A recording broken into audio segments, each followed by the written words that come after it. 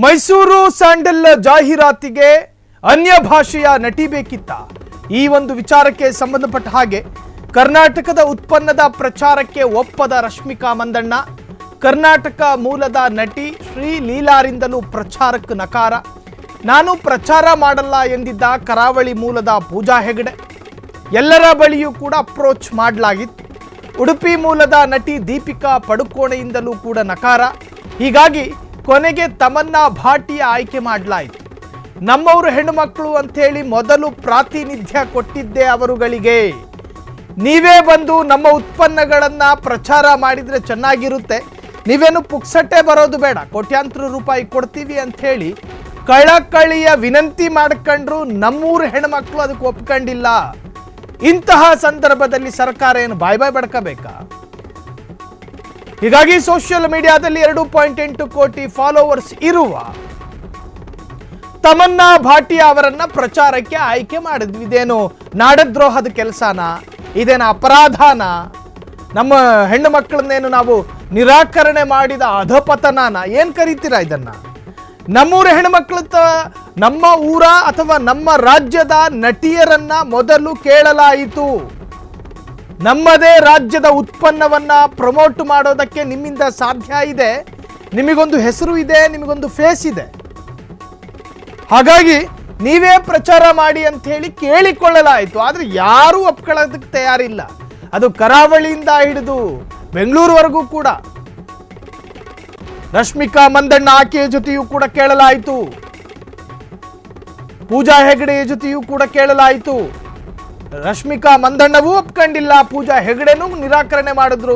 ಜೊತೆಗೆ ದೀಪಿಕಾ ಪಡುಕೋಣೆಯ ಜೊತೆಯೂ ಕೂಡ ಕೇಳಲಾಯಿತು. ಯಾರು ಒಪ್ಕೊಳ್ಳದೇ ಇದ್ದಾಗ ಕಟ್ಟ ಕಡೆಯದಾಗಿ ಉತ್ಪನ್ನನ ಏನು ಬಿಸಾಕೋದಕ್ಕಾಗುತ್ತೆ? ನಮ್ಮ ರಾಜ್ಯದ ಉತ್ಪನ್ನ ಅದು, ಅದನ್ನು ಮುಂದುವರಿಸಬೇಕು. ಹಾಗಾಗಿ ಎಲ್ಲದರಲ್ಲೂ ಪರಿಪಕ್ವತೆ ಇರೋ ತಮನ್ನಾ ಭಾಟಿಯಾ ಇವ್ರಿಗಿಂತಲೂ ಬೆಳ್ಳಗಿದ್ದಾರೆ, ನೋಡೋದಕ್ಕೂ ಚೆನ್ನಾಗಿದ್ದಾರೆ, ಇವ್ರಿಗಿಂತಲೂ ಹೆಸರಿದ್ದಾರೆ. ನಮ್ಮ ಹೆಣ್ಮಕ್ಳು ಕೈ ಬಿಟ್ಟಾಗ ಕೈ ಹಿಡಿದಿದ್ದು ಹಿಂದಿ ಭಾಷೆಯ ಹೆಣ್ಮಗಳು. ಅದೇನು ತಪ್ಪ? ಆ ಬಗ್ಗೆ ಎಂ ಬಿ ಪಾಟೀಲ್ ಹೇಳಿದ್ದಾರೆ, ಕೇಳಿ. ಬೇರೆ ಬೇರೆ ಮಾಡ್ಕೊಂಡು ಕಂಪನಿಗೆ ಸಂಬಂಧಿಸಿರುವಂಥದ್ದು. ಹೀಗಾಗಿ ನನಗನ್ಸ್ತದೆ ಆ ರೀತಿ ಔಟ್ ಆಪಲ್ ಕಂಪನಿಯವರು ಅವರು ಅದನ್ನೆಲ್ಲ ಬಗೆಹರಿಸ್ಕೋತಾರೆ. ನಾನು ಅದನ್ನು ಬಿ ಮಾತಾಡೋಕ್ಕೆ ಹೋಗ್ತಾರೆ, ಯಾಕಂದ್ರೆ ನಮಗೆ ದೇ ಡೋಂಟ್ ಲೈಕ್ ಅಷ್ಟು. ನಮ್ಮ ಉತ್ಪಾದನೆ ಆರಂಭ ಆಗ್ತದೆ. ಈಗ 5 ಲಕ್ಷ ಆಗ್ತದೆ, 20 ಲಕ್ಷ ಮಾಡಬೇಕಂದ್ರೆ ಅವ್ರಿಗೆ ಸರ್ ಒಂದು ಇಕ್ವಿಪ್ಮೆಂಟ್ಸ್ ಸಹ ಚೈನಾದಿಂದ ಇಕ್ವಿಪ್ಮೆಂಟ್ಸ್ ಶುರು ಆಗ್ತಾ ಇಲ್ಲ. ಹೀಗಾಗಿ ಅದು ಡಿಲೇ ಆಗ್ತಾ ಇದೆ. ಅವರು ನನಗೆ ಬಂದಂಥ ಮಾಹಿತಿ ಇದೆ, ನನಗೆ ನಮ್ಮ ಆಫೀಸರ್ಸ್ ಹೇಳಿದ್ರೆ ನಾನು ಏನು ಹೇಳಬಾರ್ದು ಆ್ಯಕ್ಚುಲಿ ಅವ್ರಿಗೆ ನಾಟ್ ಅಲೌಡ್ ಟು ಟಾಕ್ ಅಂತ ಹೇಳಿದ್ರು.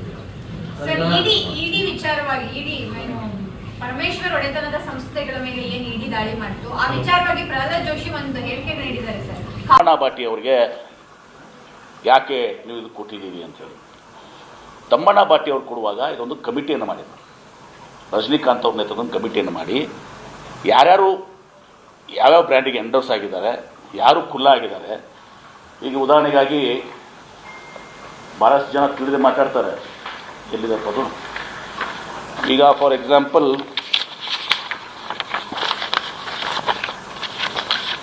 ತಮ್ಮಣ್ಣ ಭಾಟಿ ಆಯಿತು, ಅವ್ರು ಯಾವುದು ಈಗ ತಮ್ಮಣ್ಣ ಭಾಟಿ ಆಯಿತು. ತದನಂತರ ರಶ್ಮಿಕಾ ಮಂದಣ್ಣ ಮಾತಾಡಿದ್ವಿ. ಅವರು ಈಗಾಗಲೇ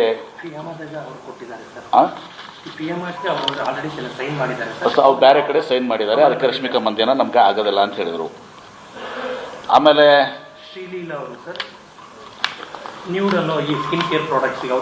ಶ್ರೀಲೀಲಾ ಅನ್ನೋರು ಇದೊಂದು ಸಹ ಯಾವುದಕ್ಕೆ ಅದು ನ್ಯೂಡ್ ಅಂತ ಹೇಳಿ ಸ್ಕಿನ್ ಕೇರ್ ಪ್ರಾಡಕ್ಟ್ಸ್ಗೆ ಈಗಾಗಲೇ ಅವ್ರು ಸೈನ್ ಮಾಡಿದ್ದಾರೆ, ಅವರು ಸಿಗಲ್ಲ ಅಂತ ಹೇಳಿದ್ದಾರೆ.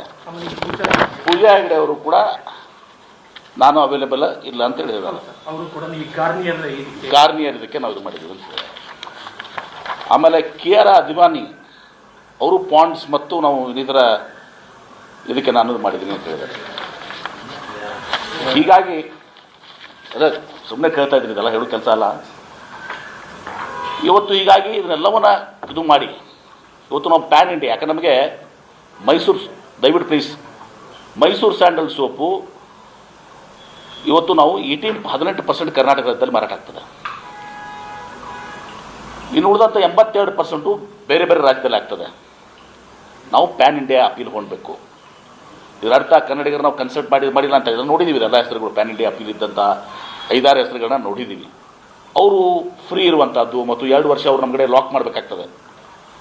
2 ವರ್ಷ ನಮ್ಮ ಕೂಡ ಅವರು ಬೇರೆ ಎಲ್ಲಿನೂ ಕೂಡ ಎಂಡೋರ್ಸ್ ಮಾಡಬಾರ್ದು. ಇದೆಲ್ಲ ಕಂಡೀಷನ್ಸನ್ನು ಒಪ್ಕೊಂಡು ಇವತ್ತು ಇದು ಮಾಡಿದವರು ತಮ್ಮಣ್ಣ ಭಾಟಿ ಅವರು 28 ಮಿಲಿಯನ್ ಫಾಲೋವರ್ಸನ್ನು ಹೊಂದಿದ್ದಾರೆ.